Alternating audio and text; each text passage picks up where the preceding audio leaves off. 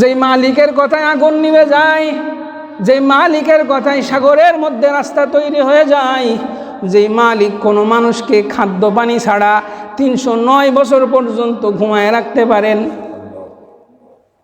সেই মালিক সৃষ্টি জগতের মধ্যে আদম সন্তানের মধ্যে সর্বশ্রেষ্ঠ যে মানুষ। আলহামদুলিল্লাহ, আল্লাহ তাআলার দরবারে লাখো কোটি শুকরিয়া যে মহান রব্বুল আলামিন আমাদেরকে পবিত্র জুমার দিন আল্লাহ তাআলার ফরজ বিধান জুমার 2 রাকাত নামাজ আদায় করার জন্য পৃথিবীর সমস্ত ব্যস্ততা থেকে ফারেক করে আল্লাহর ঘর মসজিদে আসার বসার, তার কিতাব কোরআন এবং তার রাসূলের সুন্নাহ থেকে কিছু কথা বলা এবং শোনার তৌফিক দান করেছেন। সে মহান রব্বুল আলামিনের দরবারে শুকরিয়া আদায় করি। সকলে বলি আলহামদুলিল্লাহ। আমি আপনাদের সামনে সূরা বানী ইসরাইল, যার অপর নাম হলো সূরাতুল ইসরা, এর প্রথম আয়াতটি তেলাওয়াত করেছি। আপনারা সকলে অবগত আছেন, এখন আরবি ক্যালেন্ডার হিসেবে রজব মাস চলছে। আমাদের সমাজে প্রচলিত আছে এই রজব মাসে একটা বিশেষ ঘটনার ব্যাপারে। আমরা জানি রসুল করিম সাল্লাল্লাহু আলাইহি ওয়াসাল্লামের জীবনে অভূতপূর্ব এক ঘটনা ঘটেছিল। সেটা কি? সেটা হলো আল্লাহ সুবহানাহু ওয়া তাআলা তার হাবিব মুহাম্মদুর রাসূলুল্লাহকে বিশেষ সম্মানে ভূষিত করার জন্য মর্তের এই পৃথিবী থেকে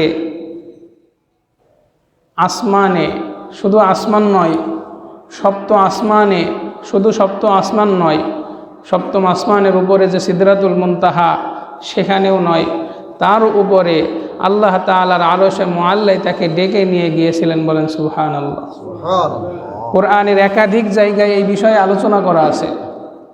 আমি যে আয়াতে কারিমা আপনাদের সামনে তেলাওয়াত করেছি, আল্লাহ সুবহানাহু ওয়া তাআলা এই আয়াতের মধ্যে বলছেন, সুবহানাল্লাযী আসরা বিআবদিহি লাইলাম মিনাল মাসজিদিল হারামি ইলাল মাসজিদিল আকসা।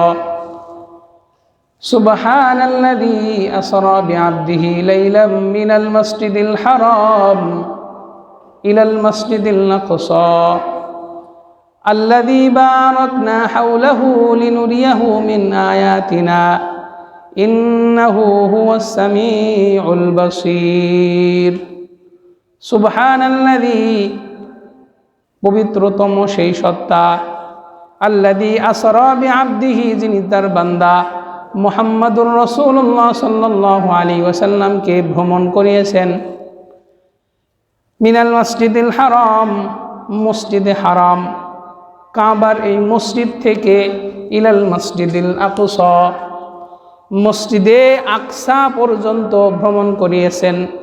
লাইলান, রাতের একটা অংশে, রাতের সামান্যতম একটা অংশে, যেখানে মাসের পর মাস সফর করে মক্কা থেকে সেই ফিলিস্তিন মসজিদে আকসার দূরত্ব কয়েক মাসের রাস্তা। আল্লাহ বলছেন, সম্মানিত পবিত্রতম সেই সত্তা, যিনি তার বান্দা মুহাম্মদকে এক রাতের কিছু অংশের মধ্যে মসজিদে হারাম থেকে মসজিদে আকসায় নিয়ে গিয়েছেন। সুবহানাল্লাহ। রাসূল সাল্লাল্লাহু আলাইহি ওয়াসাল্লামের হায়াতের মধ্যে অন্যতম একটা মুজিজা হলো এই সফর। এই সফরের মধ্যে 2টা অংশ ছিল। বলেন তো কয়টা অংশ? 2টা অংশ। একটা অংশ হচ্ছে মসজিদে হারাম থেকে মসজিদে আকসা পর্যন্ত, যেটা হলো জাগতিক এই দুনিয়াবি সফর ছিল। এই অংশটাকে বলা হয় ইসরা। কি বলা হয় বলেন তো? আরেকটা পার্ট আছে এই সফরের, সেই পার্টটাকে বলা হয় মেরাজ। কি বলা হয় বলেন তো? মেরাজ বলা হয়। মেরাজ কাকে বলে?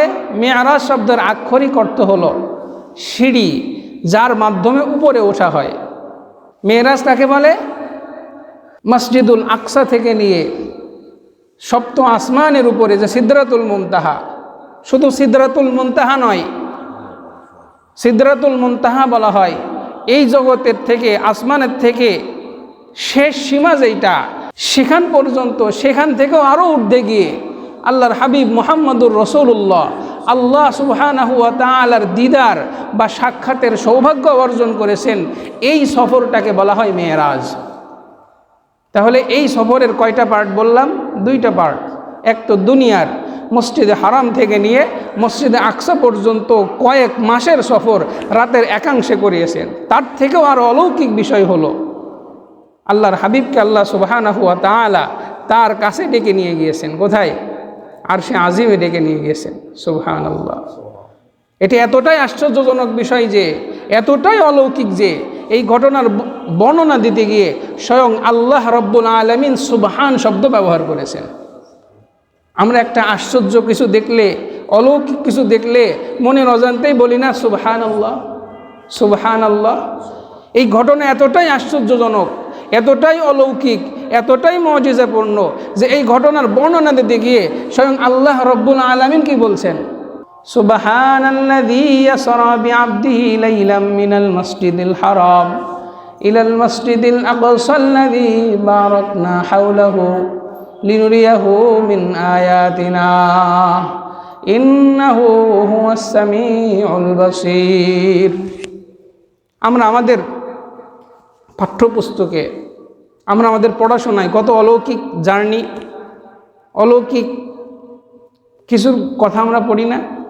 মানুষের এভারেস্ট বিজয়, মানুষের চাঁদে অভিযান।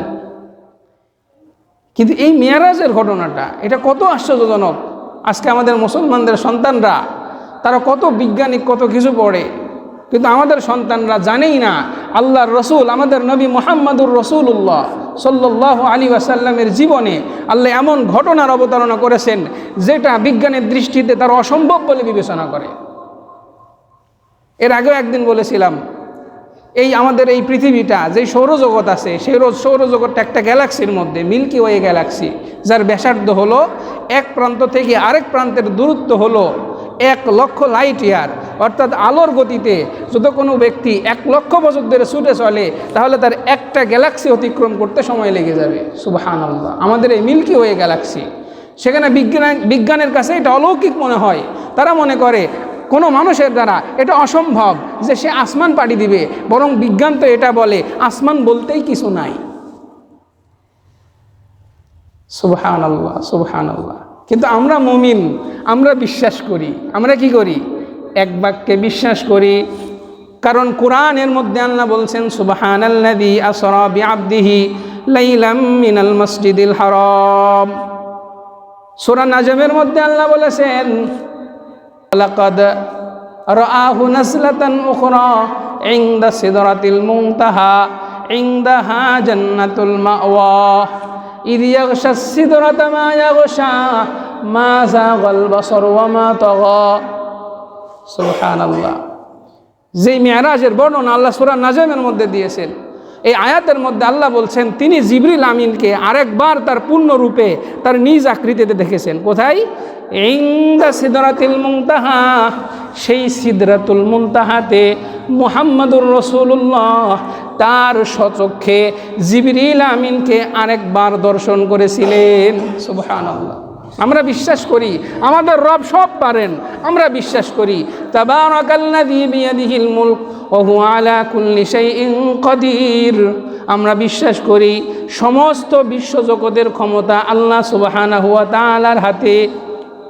আমরা বিশ্বাস করি যে মালিকের কথাই নমরুদের বিশাল অগ্নিকুণ্ড যখন ইব্রাহিম আলাইহিস সালামকে ফেলে দেওয়া হলো, আল্লাহ ডেকে বললেন ইয়া নারু কুনি বারদান ওয়া সালামান আলা ইব্রাহিম, সাবধান হে আগুন, আমার ইব্রাহিমের একটা পশম যেন না পড়ে।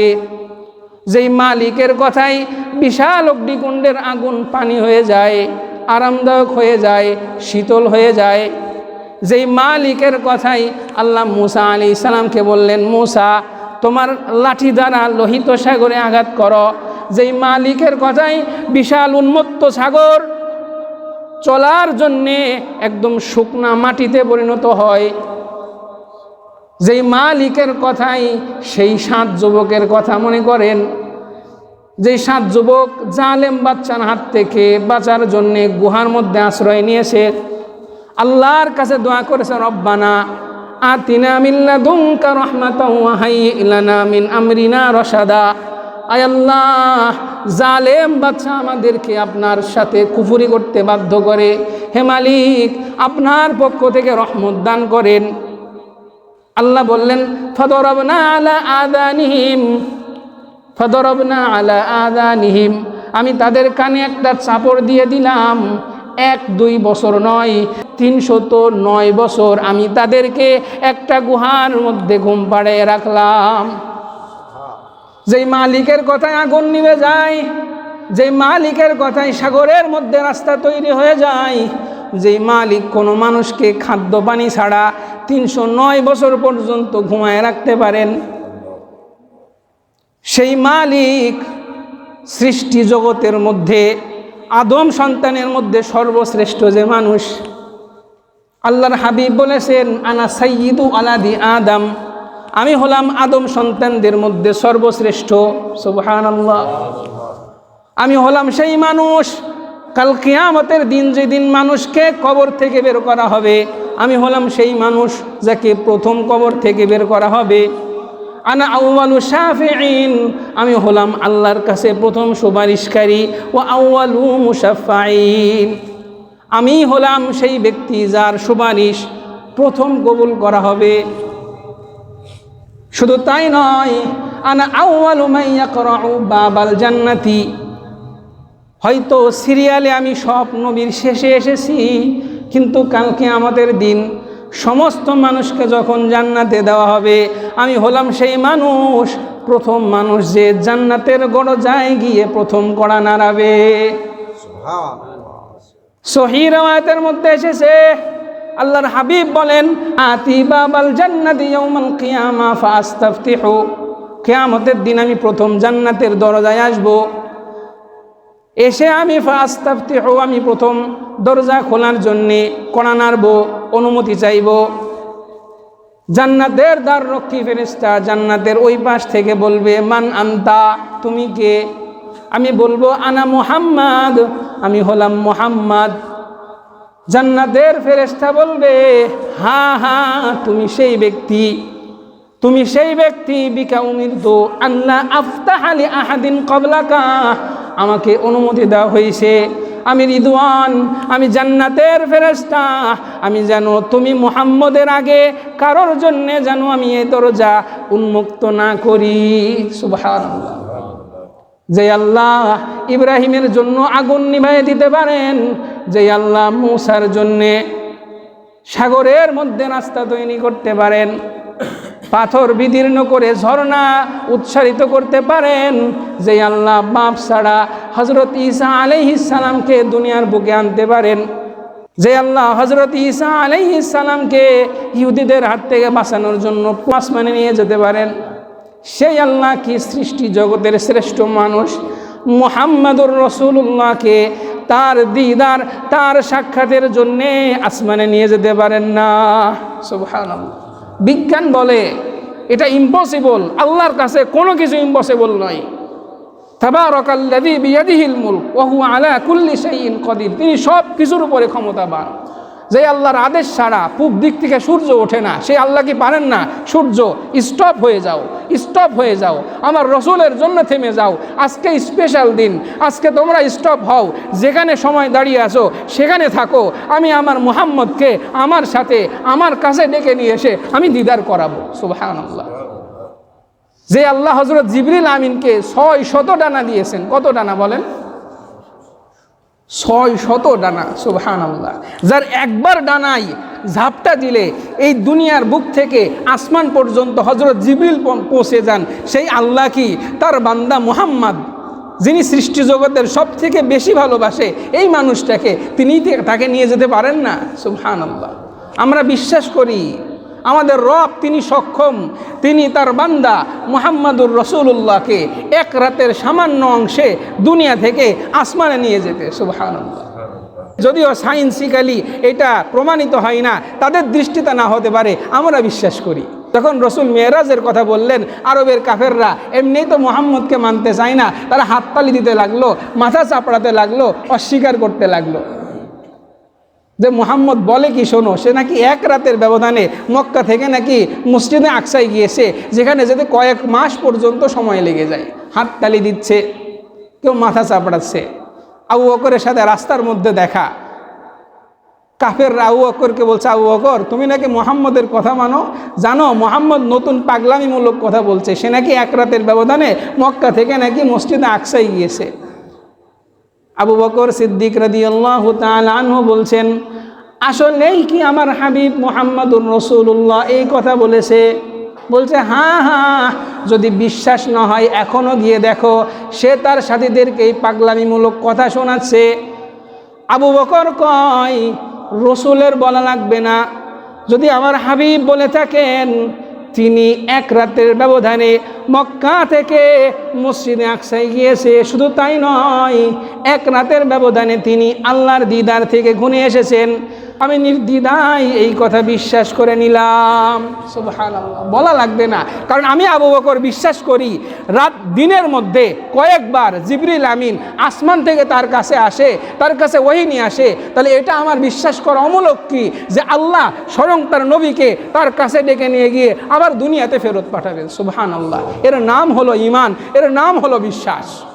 মুহাম্মদ যা বলেছেন নির্দ্বিধায় সেটা বিশ্বাস করা, কোনো যুক্তির পিছনে না পড়া, এটা হলো মুমিনের বিশ্বাস, এটা হলো মুসলমানদের বিশ্বাস।